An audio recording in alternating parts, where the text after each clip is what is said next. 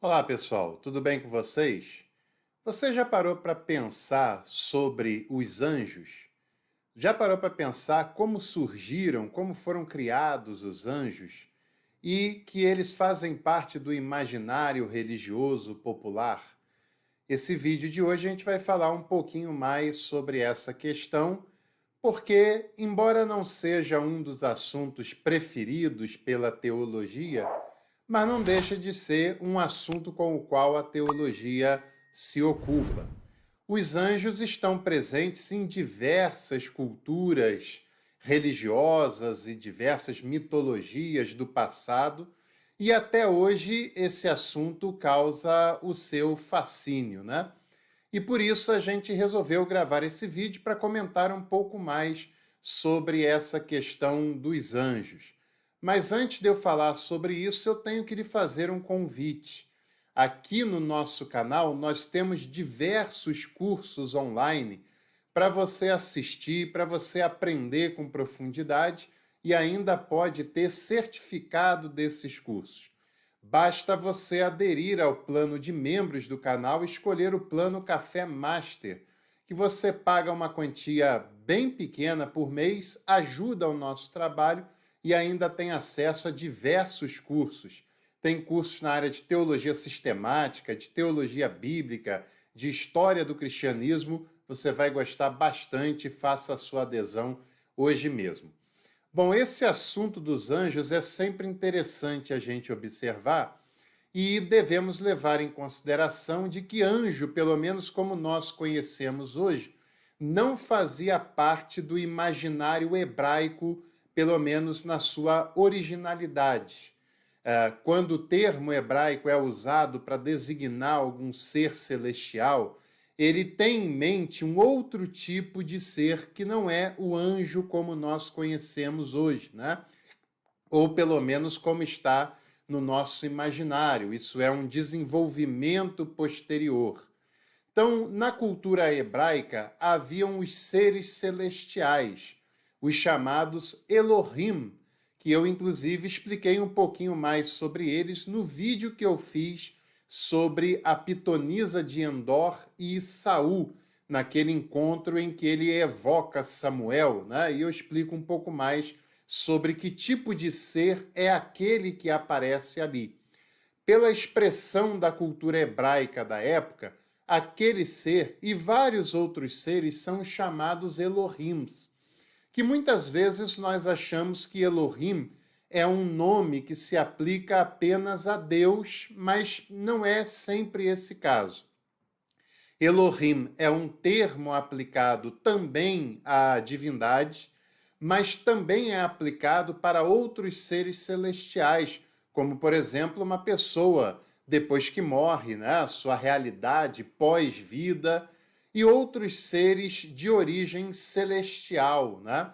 Que nós hoje, na nossa cultura, chamaríamos de anjos. Na Bíblia hebraica, nós temos algumas aparições do chamado anjo do Senhor, que em algumas culturas evangélicas mais conservadoras se identifica esse anjo do Senhor como sendo uma aparição de Jesus no Antigo Testamento.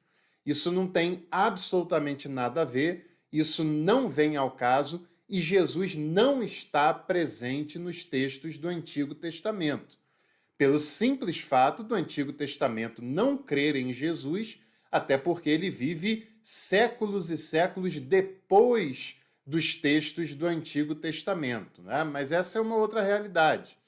O anjo do Senhor, citado algumas vezes no Antigo Testamento, é o mensageiro de Deus.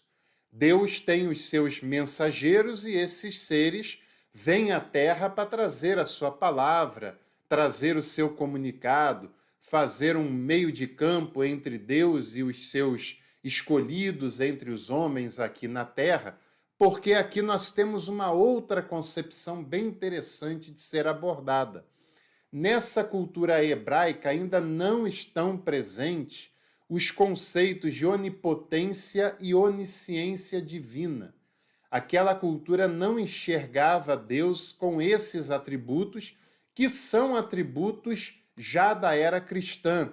são atributos pensados já na virada da Idade Antiga para a Idade Medieval, e esses termos, onisciência, onipotência, onipresença, são consolidados já no início da Idade Medieval. Então, naquele momento da cultura hebraica, não se tem essa concepção de um Deus que é onisciente, onipresente, e por isso ele faz uso do seu mensageiro, do anjo do Senhor, para enviar os seus comunicados, para trazer as suas mensagens para aqueles que são seus escolhidos para missões específicas entre os homens. Os anjos aqui também, esses seres celestiais, né, ainda não têm a aparência, ainda não têm as funções, ainda não se parecem com os anjos que vão surgir posteriormente, né? Por exemplo, Gênesis capítulo 28 fala sobre a visão de Jacó, em que ele vê uma escada que simbolicamente liga o céu com a terra. E ele vê nessa escada seres celestiais que sobem e descem. E o que significa isso para o imaginário religioso daquela época? Que é uma ligação entre o mundo divino com o mundo humano, né? O mundo divino está acima, o mundo humano está no meio, e abaixo está o submundo espiritual. E esses seres, eles descem e sobem, sobem e descem dessa escada para trazer as mensagens divinas para os seres humanos que aqui estão e que são escolhidos por Deus para uma determinada obra, segundo aquela concepção. Outro detalhe importante é que, segundo essa ilustração, os anjos ainda não têm asas.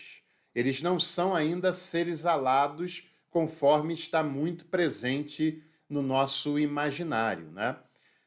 Haviam seres intermediários com uma aparição muito mais abundante na religião zoroástrica, no zoroastrismo, que eu já citei um pouco mais sobre essa religião aqui no canal.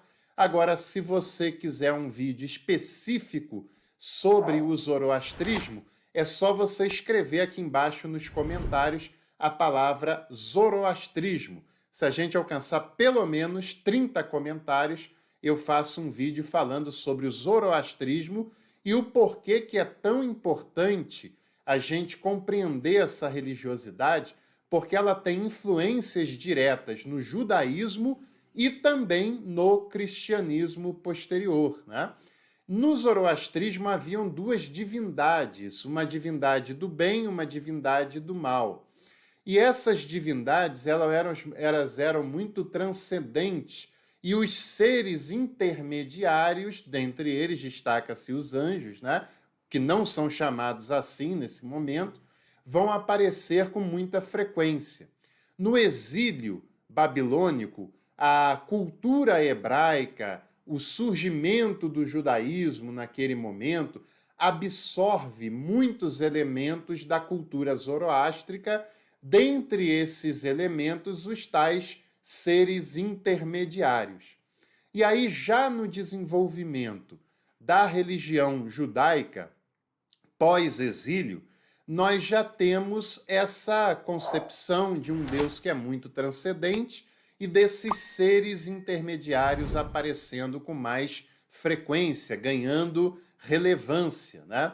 Nas comunidades judaicas de língua grega, esses seres intermediários já são traduzidos por angelos. Angelos, que vai estar muito presente na cultura helênica, na cultura grega, e será absorvido por essas comunidades judaicas de língua grega e passarão a fazer parte do seu imaginário dali por diante. Consequentemente, também fará parte do imaginário cristão em alguns momentos mais específicos desse desenvolvimento histórico e doutrinário. E quando essa ideia de angelos na cultura grega é absorvida, ali você já tem seres alados, seres com asas, né? Que é até provavelmente, não há como precisar isso, mas é possível que já seja um diálogo com Hermes. Hermes era uma divindade grega que tinha asas nos seus calcanhares, porque esse Hermes era o mensageiro dos deuses. Ele era uma divindade encarregada por trazer aos seres humanos as mensagens dos deuses que viviam no Olimpo. Isso dá a ideia de velocidade, de agilidade, isso também tem a ver com mensagens dos deuses, e é possível que essas ilustrações dos anjos com asas seja uma aproximação da cultura grega com esse personagem da mitologia chamado Hermes, que era o mensageiro dos deuses que tinha asas nos seus calcanhares, né? No Novo Testamento, a gente tem algumas citações sobre anjos. Não são tão abundantes assim, não é um dos temas preferidos dos autores neotestamentários, não é o foco do ensinamento deles, não é o centro do ensinamento deles, em hipótese nenhuma, mas tem algumas aparições. A que eu acho mais interessante é aquela quando Pedro estava preso e o pessoal da igreja está reunido, orando por ele, e aparece, Pedro é liberto, né? Eles não sabiam disso, ele aparece na porta, e quando vão ver, alguns acham que era o seu anjo, porque já tem ali uma certa proximidade com esse conceito que depois será tão popular da ideia do anjo da guarda, de que cada ser humano teria um anjo correspondente, um anjo que faria a sua proteção, que seria lá um mensageiro de Deus para protegê-lo, para guardá-lo, e isso passa a ser um ponto doutrinário no catolicismo, até porque os anjos, evidentemente, só aparecem em pontos doutrinários mesmo, independente qual seja essa tradição específica, e em cada tradição ele tem uma leitura mais própria, mais específica. Durante a antiguidade cristã, o assunto anjo, ele é secundário. Ele não é inexistente, mas também não é abundante, também não é central, né? E no período ali da virada da antiguidade para a idade medieval, principalmente no sexto século da era cristã, nós teremos o descobrimento de uma série de escritos que servirão de base de grande parte do que hoje nós entendemos como anjos, como seres intermediários no cristianismo, né?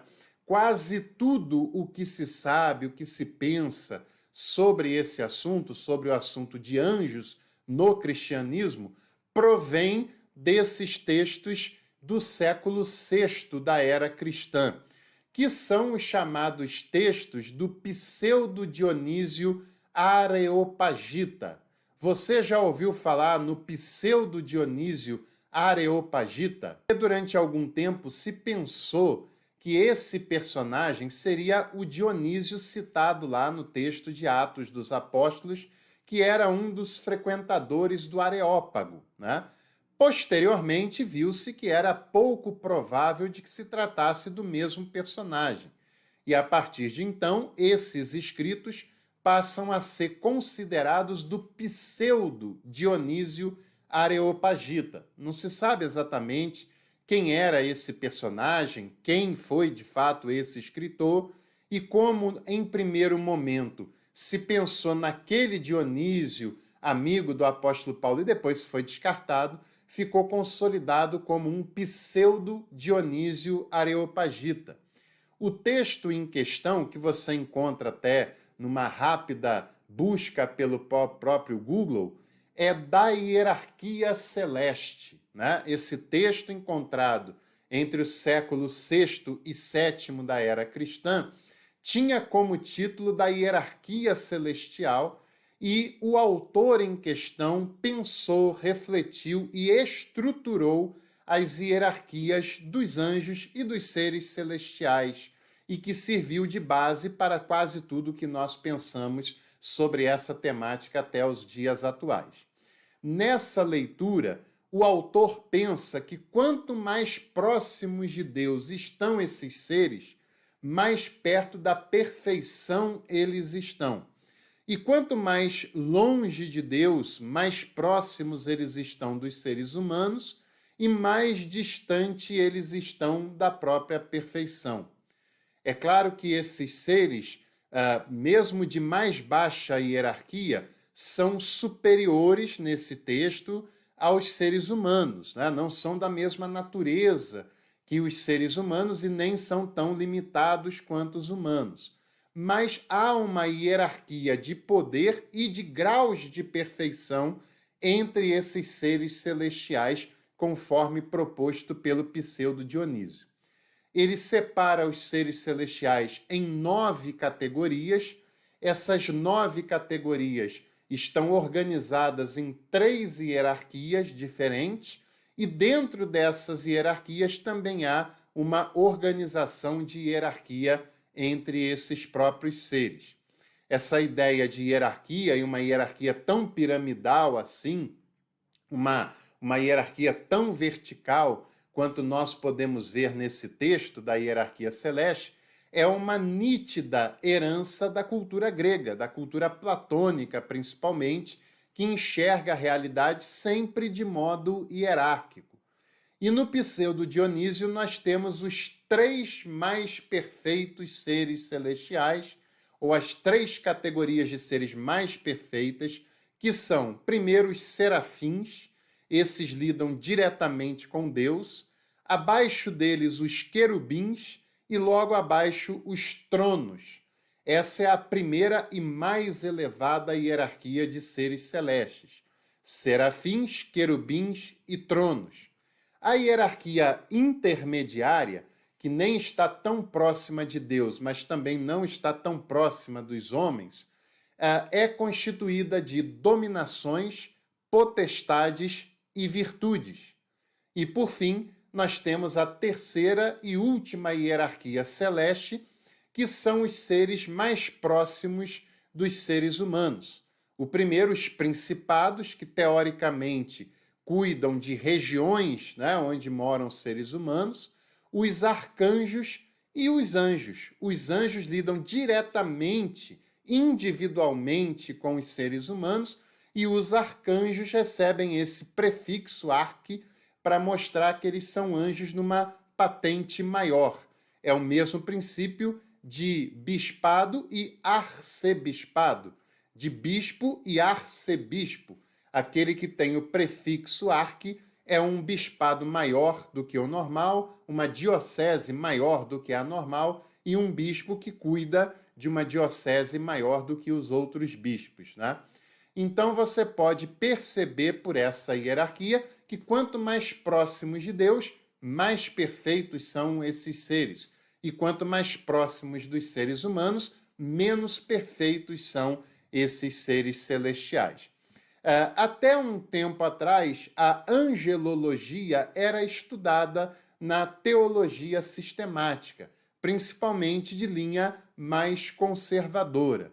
Mas de um tempo para cá, do século XIX, século XX principalmente para cá, esse tema praticamente não existe mais na teologia sistemática. A teologia sistemática percebe que é um tema que carece de muita especulação, de muito tema que é mitológico, que é pouco concreto, mesmo com as questões típicas da própria teologia, e acaba sendo deixado de lado esse tema, até porque, é claro, a teologia sistemática tem temas mais essenciais, mais importantes da fé cristã para trabalhar, para aprofundar, do que a questão da angelologia. De qualquer maneira, é um tema que desperta curiosidade, que desperta imaginação, e por que não a gente falar sobre ele neste vídeo, que, se você gostou, é claro, deve sinalizar deixando a sua curtida, compartilhando, e aproveite para olhar aqui embaixo na descrição desse vídeo e também em clicar em Seja Membro e conhecer os nossos planos específicos para membros do canal. Você vai gostar bastante, e até o próximo conteúdo do Café com Teologia.